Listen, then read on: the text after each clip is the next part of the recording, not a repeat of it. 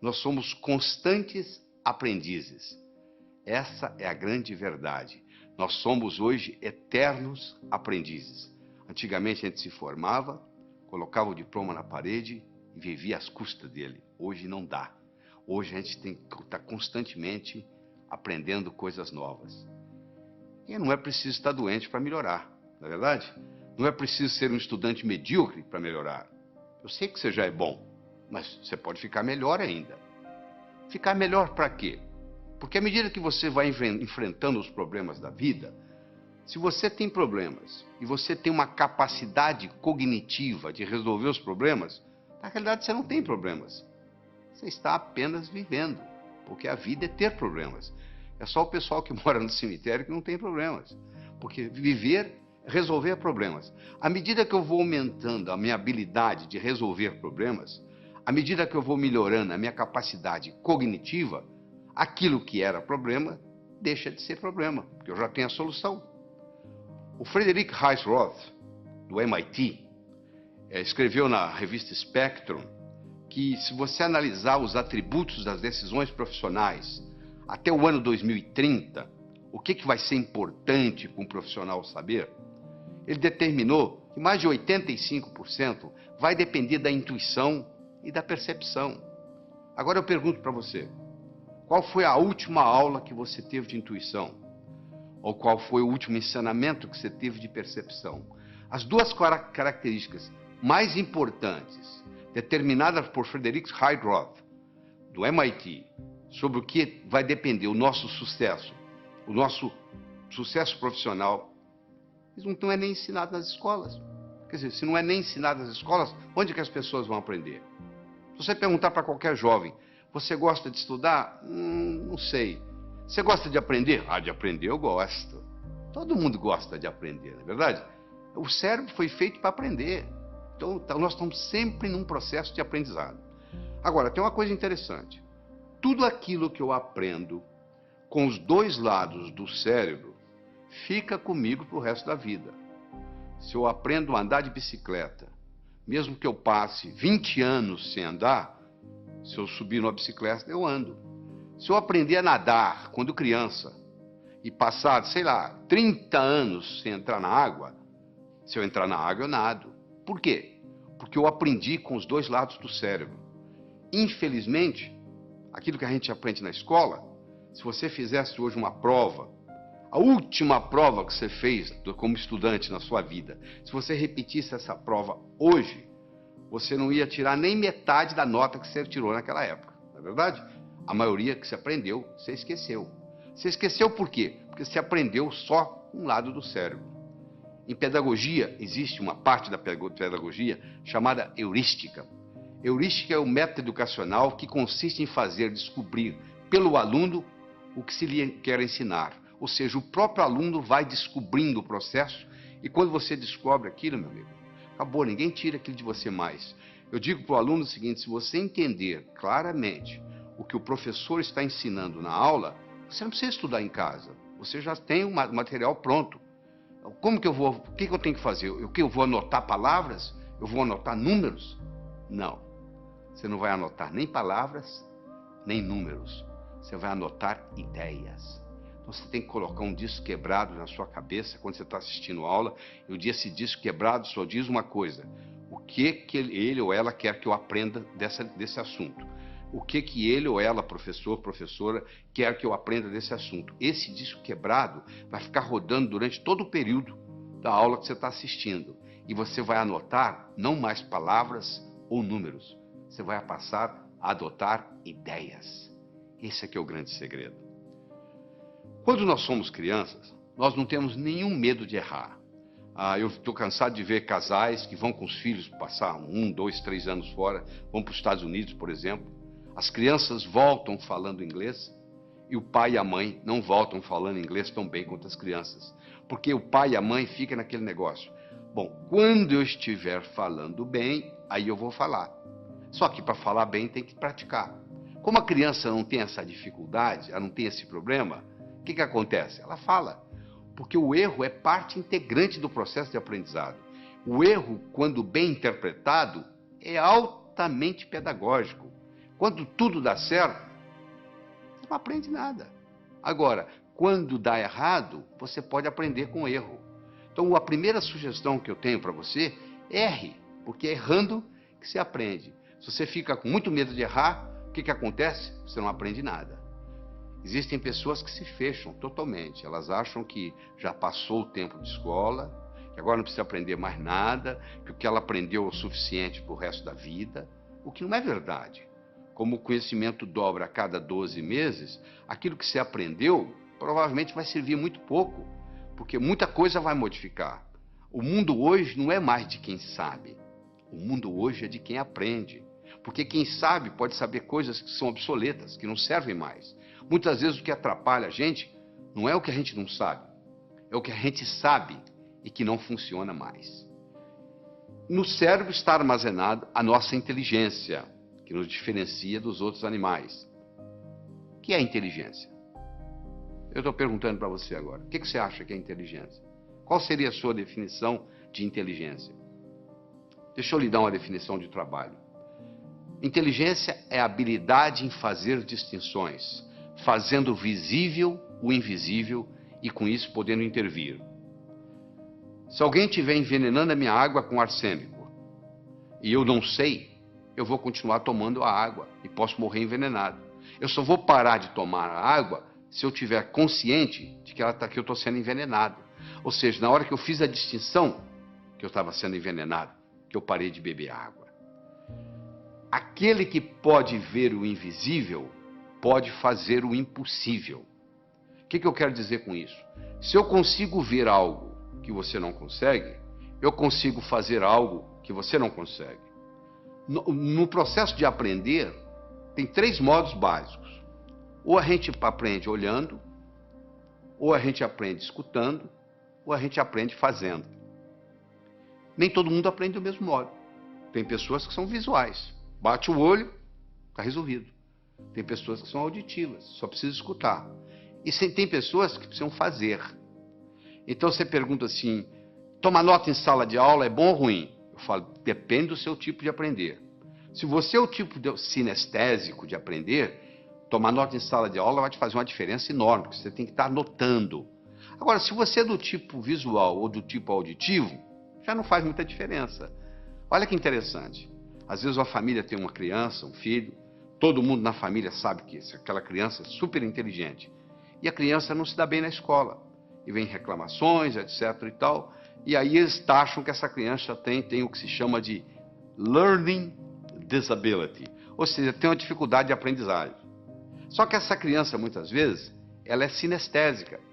E o sistema ensinado na escola, em geral, é audiovisual. O professor, a professora, o que fala, escreve lá no quadro. E essa criança é inquieta, porque ela tem que fazer, ela é sinestésica.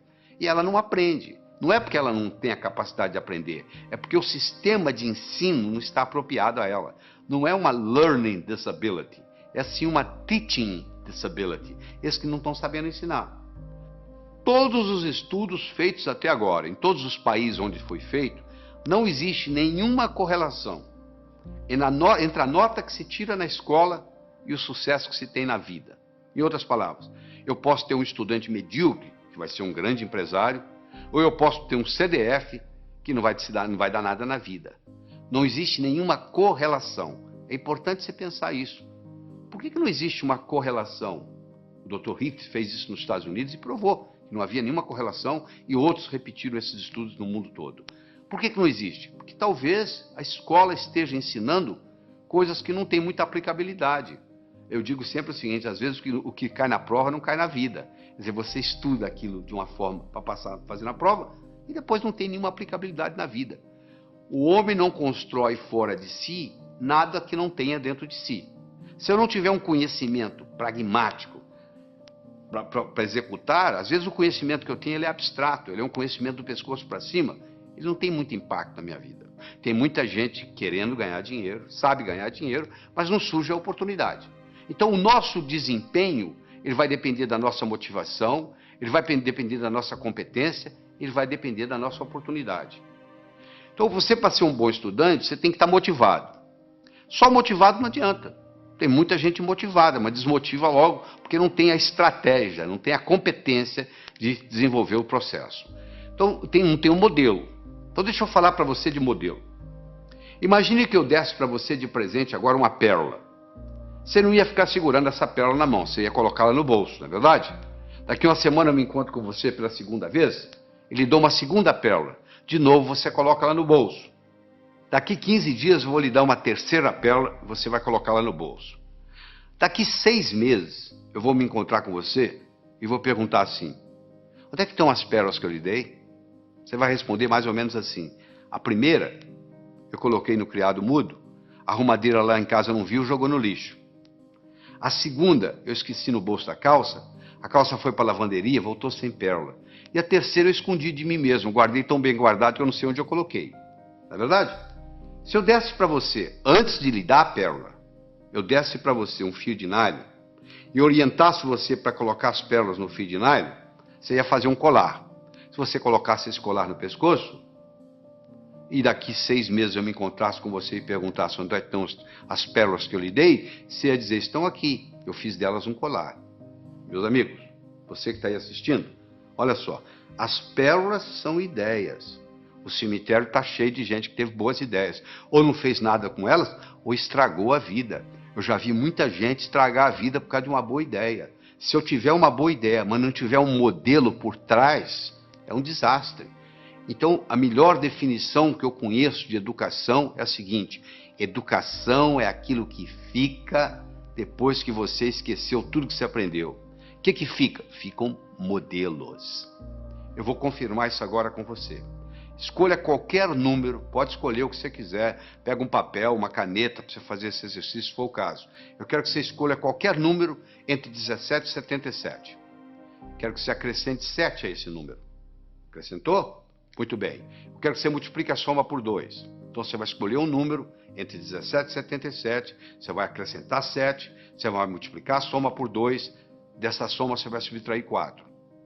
Aí agora você divide o resultado por 2. Então você escolheu o número, você acrescentou 7, você multiplicou a soma por 2, você subtraiu 4 e você dividiu o resultado por 2. Agora você subtrai o número original.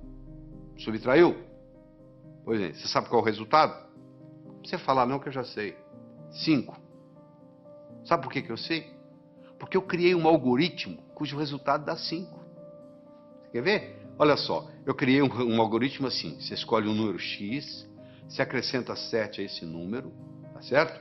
Aí você pega esse resultado, x mais 7, multiplica por 2, dá 2x mais 14. Você pega esse 2x mais 14, você tira 4, dá 2x mais 10. Você pega esse 2x mais 10, divide por 2, dá x mais 5. Você tira o número original, que é x, o que sobra? 5. Não é mágica, não, isso é tecnologia. O resultado vai dar 5, não tem nenhuma dúvida. Então eu criei um algoritmo cujo resultado é 5. Do mesmo modo que eu posso criar um algoritmo para ter sucesso profissional, e o resultado vai ser sucesso. Então, quando eu tenho um algoritmo, quando eu tenho um programa testado, e eu coloco aquilo na minha estrutura psicológica, o resultado é muito simples. Inteligência é coisa que se aprende, é coisa que se adquire. Só 15% da nossa inteligência é herdada. 85% é adquirida. Em qualquer fase, em qualquer idade, em qualquer profissão, nós podemos melhorar a nossa inteligência. Vamos imaginar que você gosta de futebol, tá? Que você está domingo à tarde assistindo uma partida de futebol. E o seu time fizeram um pênalti contra o seu time e o atacante principal do seu time vai bater o pênalti. E ele bate o pênalti, só que a bola pega na trave. Se você observar esse atacante, nos próximos 10 minutos, ele joga mal. Por que ele joga mal? Porque ele fica ruminando aquilo. Poxa, eu perdi uma oportunidade de fazer meu time ganhar. Poxa, perdi o pênalti. Então, até ele se recuperar daquilo, leva um tempo. Imagina você está fazendo uma prova de 80 perguntas. Você tem 4 horas para terminar a prova. Você encara o primeiro problema.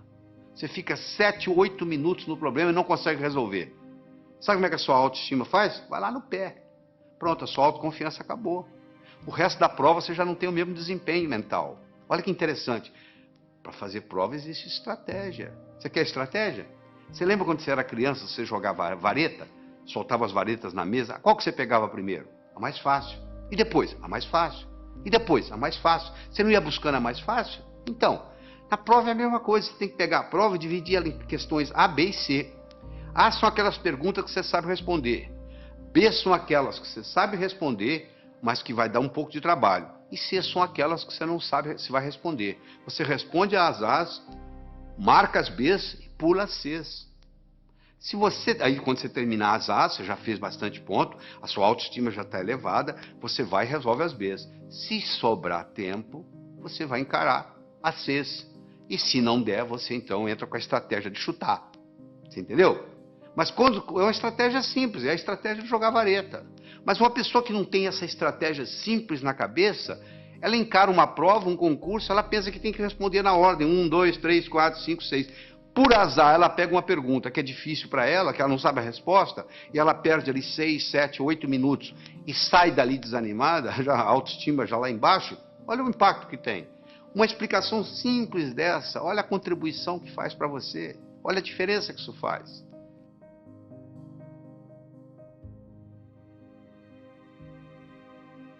Então, uma pessoa pode muito bem melhorar sua capacidade de raciocínio. Eu tenho aqui 4 pilares do raciocínio. Um eu chamo de passo a passo, o outro eu chamo de visualização, o outro eu chamo de reformulação e o outro eu chamo de exclusão. Esses são os 4 pilares. Quando eu ensino para a pessoa a trabalhar com esses 4 pilares, essa pessoa automaticamente melhora a sua inteligência lógico-matemática. Então vamos fazer o seguinte, vamos começar com passo a passo. Eu tenho as seguintes cores. Eu gosto do laranja mais do que eu gosto do vermelho. Eu gosto do verde menos do que eu gosto do azul. Eu gosto do azul menos do que eu gosto do anil. Eu gosto do vermelho menos do que eu gosto do violeta. Eu gosto do verde mais do que eu gosto do amarelo. Eu gosto do violeta mais do que eu gosto do anil. E eu gosto do laranja menos do que eu gosto do amarelo. Qual é a minha cor favorita? Olha que eu tenho aqui só 7 cores. Imagine se eu tivesse 70 e fizesse esse raciocínio. Olha onde que você chegaria. Você pode começar a trabalhar nisso aí, ou se você vai ficar, tem gente que leva meia hora, 1 hora e não consegue chegar à conclusão, porque não pegou o modelo ainda. Eu vou lhe ensinar o modelo, você vai resolver isso em 10 segundos. Porque é muito simples, olha como é que o modelo é simples. A primeira está escrita assim, eu gosto do laranja mais do que do vermelho. Então laranja passa a ser a minha cor favorita. Eu vou procurar onde é que tem laranja. Vai lá no 7 tem laranja. Lá está dizendo que eu gosto mais do amarelo do que do laranja. O amarelo passa a ser a minha cor favorita. Eu vou procurar onde tem amarelo. Eu vou lá no 5, tem amarelo. Eu gosto do verde mais do que do amarelo. O verde passou a ser a minha cor favorita. Vai lá no 2, onde está o verde. Olha lá. Eu gosto do verde menos do que do azul. O azul passou a ser a minha cor favorita. Eu vou onde tem azul. Eu vou lá no 3, tem azul. Eu gosto do azul menos do que eu gosto do anil. Anil passou a ser a minha cor favorita. Eu vou lá no 6, olha lá. Eu gosto de violeta mais do que eu gosto de anil. Violeta passou a ser a minha cor favorita. Eu vou lá no 4, onde tem violeta, e confirmo. O violeta gosto mais do que o vermelho. Com a conclusão que eu cheguei, a minha cor favorita é o violeta. Olha que bacana. Na hora que eu criei esse esquema, pronto, agora ficou fácil. Eu tenho um modelo, sabe por quê? Eu aprendi a pensar passo a passo. Esse é um jeito, é aprender a pensar passo a passo. Você já deve ter aprendido o teorema de Pitágoras, né? O quadrado da hipotenusa é igual à soma dos quadrados dos catetos. Se a minha hipotenusa é 5, que no caso aí é o A, o quadrado de um dos catetos é 4, 4 vezes 4, 16, do outro é 3, 3 vezes 3, 9, 16 e 9, 25, o quadrado de 5 é 25. Não é isso? E daí? O que eu vou fazer com esse? O quadrado da hipotenusa é igual à soma dos quadrados dos catetos. O que isso vai ter? A aplicabilidade que isso vai ter na minha vida? Olha aí na figura. Você está vendo aí, ó? Está aí a hipotenusa, que são 25 quadrados. Um cateto, que é o B, é 4, dá 16 quadrados. O outro é 3, dá 9. 16 e 9, 25. Se eu estou numa arquitetura, numa construção, eu quero construir 2 salões que correspondem a um terceiro. Olha aí, se eu uso isso aí, está resolvido o problema. Olha a aplicabilidade que isso tem. Agora que você visualizou, você entendeu a aplicabilidade, agora você tem motivação para aprender. O terceiro pilar do pensamento é a reformulação. Quanto que é 2/3 de uma metade? Você sabe? 2/3 de uma metade. Metade de 2/3 é 1/3. Então, você reformulou, mudou a ordem e resolveu. Às vezes você não resolve o problema porque você não está sabendo reformulá-lo. Você reformulou, você está numa prova, reformula o problema. Às vezes você não resolve daquele jeito. Você tem dificuldade em dizer quanto é 2/3 de uma metade, mas você não tem dificuldade em dizer quanto que é metade de 2/3. Falou? E, finalmente, nós vamos conversar sobre o pilar da exclusão. Eu tenho aqui um probleminha muito simples. Você vai pegar os números 1, 2, 3, 4, 5, 6, 7, 8, 9. Vai colocar nesses 9 quadrados que estão aí. De tal forma que, se eu somar na horizontal, somar na vertical ou somar na diagonal, tem que dar 15. Não interessa como eu somar, tem que dar 15. Bom, poxa, complicado? Não, não é complicado. Quer ver como é simples? Primeiro, qual que é o quadrado mais importante? O do meio. Porque ele participa da vertical, ele participa da horizontal, ele participa da diagonal. Ele é o que mais participa de tudo. Então, se eu resolver esse problema aí, eu resolvo praticamente 90% do problema. Qual o número que eu vou colocar aí? Eu não posso colocar o 1. Porque se eu colocar o 1, vai ter um lugar que vai ter 2, 1 e 2, 3, para 15, 12. Eu não tenho 12. Eu não posso colocar o 1, não posso colocar o 2, porque o 2 também vai ter um lugar que tem 1. Eu não posso colocar o 3. Por que eu não posso colocar o 3? Porque se eu colocar o 3 aí, vai ter um lugar que tem 1. 3 e 1, 4. Para 15, 11. Eu não tenho 11. Eu não posso colocar o 4, porque se eu colocar o 4 aí, vai ter um lugar que vai ter 1. São 5. Para 15, 10. Eu não tenho 10. Eu posso colocar o 9? Não. Se eu colocar o 9 aí, tem um lugar que vai ter 8. 9 e 8, 17. Já passou de 15. E se eu colocar o 7? Também não pode. 9 e 7, 16. Já passou de 15. E se eu colocar o 6? 9 e 6, 15. E o que sobra para o outro? Eu não tenho 0. Então eu vou excluindo, você chega à conclusão que só tem um número para eu colocar aí, é o 5. Aí na hora que eu coloquei o 5 aí, ó, a coisa fica muito simples. Você pode fazer você mesmo aí, você vai ver aí que se você somar na horizontal, somar na vertical, somar na diagonal, o resultado dá sempre 15. Eu comecei o problema, você fala, isso eu não consigo fazer. Não consegue não. É porque você não tinha parado para pensar no processo da exclusão. Agora você tem o pilar da exclusão, da visualização, da reformulação, do passo a passo, e aí o processo vai.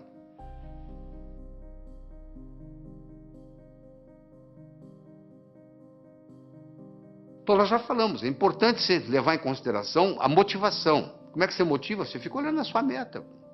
E é uma coisa, gente, preparar para vestibular, preparar para concurso, preparar para a vida, não é uma corrida de 100 metros. É uma maratona. Você conversa com um maratonista, a estratégia é bem diferente de correr 100 metros. Porque o maratonista, ele sabe que vai demorar a corrida. O corredor de 100 metros sabe que vai acabar logo. Eu acho que eu tenho que aprender para a vida. Eu tenho que manter isso na minha memória. E o que acontece com a maioria dos estudantes? Aprende, esquece, aprende, esquece, aprende, esquece. E diz assim, minha memória é ruim, a memória não serve para nada. Não é só a memória que é ruim, é porque você não sabe usar a sua memória. Deixa eu lhe ensinar 3 segredos. A memória gosta de movimento. Uma coisa é eu pensar num cachorro parado, outra coisa é pensar num cachorro correndo. É totalmente diferente. Aquelas memórias que você tem na sua mente, elas estão lá na forma de filmes e não na forma de slides. Se você memoriza coisa parada, você esquece. Se você memoriza em movimento, você vai se lembrar sempre. Segundo, existem estudos mostrando que o professor que trabalha com giz de 2 cores aumenta em 19% o desempenho da classe que ele está lecionando. Porque você usando mais de uma cor, você estimula outras áreas do cérebro. Se você trabalha só com preto e branco, você já está trabalhando com a área esquerda, o seu hemisfério esquerdo do cérebro. Se você trabalha com colorido, outra cor qualquer, você está trabalhando com o lado direito. Então você procura estudar com a caneta de pelo menos 2 cores. Terceiro, você tem que exagerar. Uma coisa é você pensar num cachorro, outra coisa é você pensar num cachorro do tamanho de um elefante. Ora, se eu vou guardar uma fórmula de física, eu imagino a fórmula de física do tamanho de um prédio. Eu coloco ela na minha cor favorita e eu ponho ela piscando. Aquilo nunca mais sai da minha cabeça. Eu vou memorizar um telefone, eu imagino os números do tamanho de um prédio. Eu imagino os números coloridos, eu imagino os números piscando. Pronto, aquilo ali memoriza. Então não existe história de memória ruim. Todos temos uma boa memória. Se você tem um carro novinho e você não sabe dirigi-lo, não vai ter nenhuma utilidade para você. Você não vai culpar o carro. É a sua habilidade de dirigir que tem que melhorar. A sua memória não tem problema nenhum. Só que você não sabe usá-la. Isso é diferente. Então ela gosta de movimento, ela gosta de cores, ela gosta de exagero, ela gosta de mnemônicos. Você quer ver um mnemônico simples? 30 dias tem abril, junho, setembro e novembro. De 28 só a 1, todos os demais 31. Pronto. Se o mês tem 30 ou tem 31 dias, está aí para você na tela aí, o mnemônico para você olhar. Então você tem que criar seus próprios mnemônicos, um jeito de você fazer para facilitar a sua memória. A medicina mostra que os últimos 20 minutos, o que você vivencia nos últimos 20 minutos antes de dormir, rumina na sua cabeça a noite toda. Se você estuda o dia inteiro, vai assistir televisão e vai para a cama, o que vai ruminar não é o que você estudou durante o dia, é a televisão que você assistiu. Então você estuda o dia todo, assista a sua televisão merecidamente, volta à mesa de estudos, estuda mais 10, 15 minutos, aí você vai para a cama, aí você vai passar no concurso, você vai passar no vestibular, porque você está ruminando a noite toda aqueles 15 minutos de revisão, e aí vem a hora da revisão, você tem que ter como se fosse você vai ter que ter um fichário, como se fosse um baralho mesmo, um baralho de física, um baralho de química, um baralho de biologia, e você passa o olho ali, vai passando o olho. Repetição é a mãe do aprendizado, não é verdade? Como é que você aprendeu a andar? Você levantou, caiu, levantou, caiu, levantou, caiu, até que um dia você andou. Então é muito importante você entender isso. É muito importante você colocar ritmo e rima, é muito importante você... o contexto. É fundamental o contexto, você não tem ideia do contexto. O contexto é assim, quer ver? Onde é que eu coloquei a chave? Onde é que eu coloquei aquela chave? Você não consegue se lembrar. Aí de repente você entra naquele quarto, coloquei ali, porque você entrou no contexto onde estava a chave. Ora, se eu estou lá na prova, eu estou tentando lembrar aquela fórmula de física, eu não consigo lembrar a fórmula de física, não consigo me lembrar, aí eu fecho os olhos, me transporto para a minha mesa de estudos, lá onde eu estudei aquela fórmula, de repente vem na cabeça. Isso é um truque espetacular para a memória. E outra coisa importante é a respiração ajudando na memorização. Nós desenvolvemos uma respiração que eu digo assim, inspire em 4, segure em 4, solte em 4. Por quê? Porque naquela posição que você fica para estudar ou para fazer prova, depois de um certo tempo, o oxigênio no seu cérebro começa a cair. E você sabe que o cérebro ele exige oxigênio e glicose para funcionar. São os dois combustíveis que o cérebro usa. Faltou oxigênio, o desempenho não é o mesmo. Faltou glicose, o desempenho não é o mesmo. Eu recomendo para as pessoas que vão fazer concurso, vão fazer vestibular, levar no bolso umas 3 ou 4 barrinhas de chocolate. A cada 40, 50 minutos dá uma parada, respira em 4, segura em 4, solta em 4, 4 vezes, reoxigena o cérebro, come a barrinha de chocolate, absorve a glicose, aí você abasteceu de novo para mais 40, 50 minutos. Isso faz a diferença, às vezes, entre passar e ter que fazer o cursinho no ano que vem, novamente.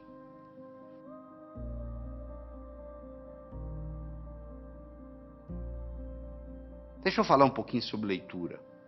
80% ou mais daquilo que você vai aprender na sua vida, você vai aprender através da leitura.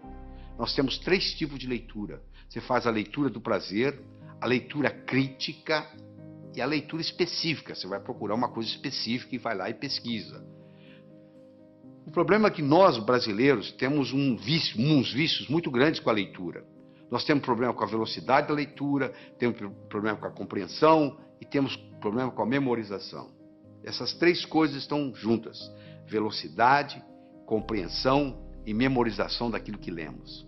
Então deixa eu mostrar uma coisa. Primeiro, a gente aprende a ler palavra por palavra, não é verdade?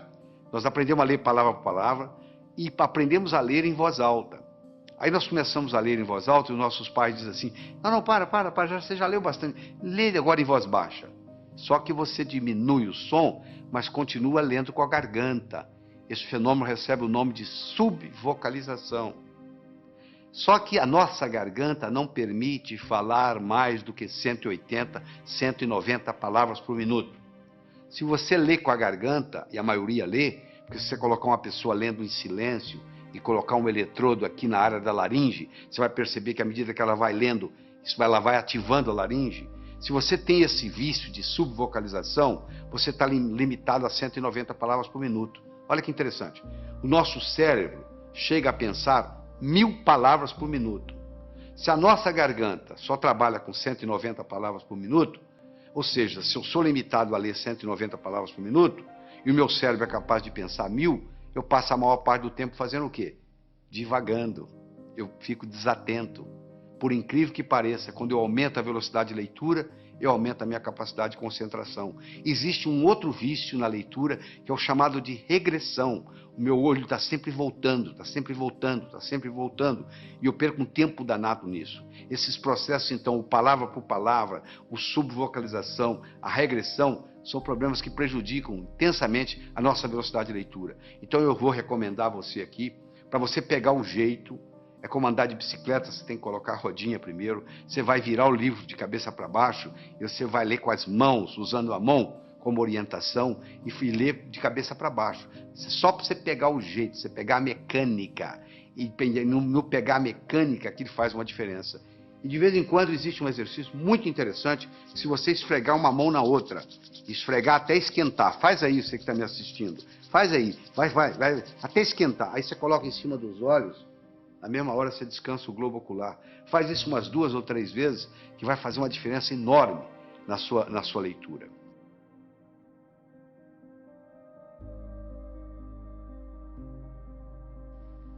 Outra coisa importante. Anote, não palavras, nem números. Anote ideias. E como é que você anota ideias? Com aquele disquinho quebrado que eu ensinei. O que estão querendo que eu aprenda desse material?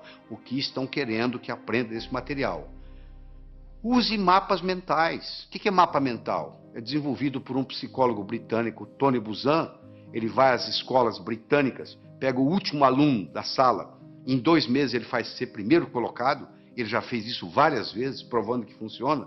Ele mostra que o modo de você anotar usando o mapeamento mental, chamado Mind Map, mapa mental, é o modo como o cérebro aprende. Isso alavanca tremendamente. Você dá uma olhada aí no slide que eu estou projetando, você vai ver como é que é o mapa mental. Entra na internet, faz uma pesquisa de Mind Map, ou o mapeamento mental, e você vai aprender a fazer esse processo como se fossem árvores com seus galhos. É importante você fazer ficha de revisão, fundamental. Às vezes uma ficha de revisão, você pode colocar tudo que você precisa, todo o conhecimento, naquela ficha de revisão.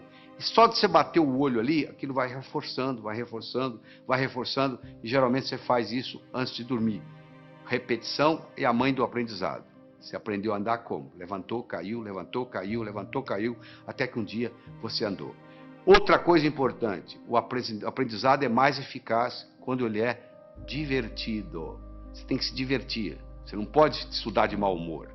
Você tem que substituir suas anotações lineares por mapas mentais, você tem que procurar trabalhar com pelo menos 2 cores diferentes, você tem que associar sempre a teoria à prática, você tem que fazer períodos de estudo de no máximo 50 minutos, com mais ou menos 12 minutos de descanso. Depois de 50 minutos, o rendimento cerebral cai tremendamente, você continua a aprender, mas não retém. Faça resumo de ideias em fichas de revisão e revise-as diariamente. Todo esse processo está aí, ó. É você aprender a aprender. Isso é que é importante. É aprender a aprender. Isso é que interessa. Porque depois que você aprendeu a aprender, você se torna o capitão do seu navio, meu amigo.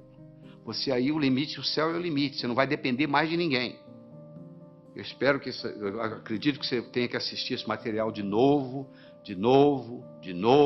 escutar com carinho, voltar nos problemas, para poder se reter isso aí. Você precisa mais de uma vez estar exposto a esse material. Você precisa de algumas horas de voo. Eu vou contar uma história e aqui vou terminar essa nossa participação aqui, tá bem? Diz que uma vez, numa noite fria de inverno, 2 pássaros estavam empoleirados no galho de uma árvore. Um gavião e um pombo. O gavião então perguntou para o pombo: seu pombo, quanto que pesa um floco de neve? O pombo, sem querer conversa, laconicamente responde: praticamente nada. O gavião então disse: pois é, no inverno passado, numa noite como essa, nevando como agora, eu não tinha o que fazer, nem com quem conversar, eu estava empoleirado num desses galhos aqui por perto, eu comecei a contar os flocos de neve que caiu no galho onde eu estava. Quando chegou em 2.515.223, o próximo floco que caiu, o galho quebrou. Quando o gavião terminou de contar para o pombo a história, o galho onde eles estavam empoleirados também quebrou. Quem sabe esse material que você está participando, que você vai reler, reestudar, reescutar, etc, etc, etc, talvez seja o próximo floco de neve que vai quebrar o seu galho para o resto da vida. Porque hoje, no mundo do conhecimento, antigamente, na época da terra, valia quem tinha terra. Na era industrial, valia quem tinha dinheiro. Hoje a moeda mudou e muita gente não se deu conta disso. A moeda hoje se chama conhecimento. Você é rico ou você é pobre em conhecimento. Então você aprendendo a aprender, você alavanca a sua vida para poder adquirir mais conhecimento e com isso aumentar a sua riqueza.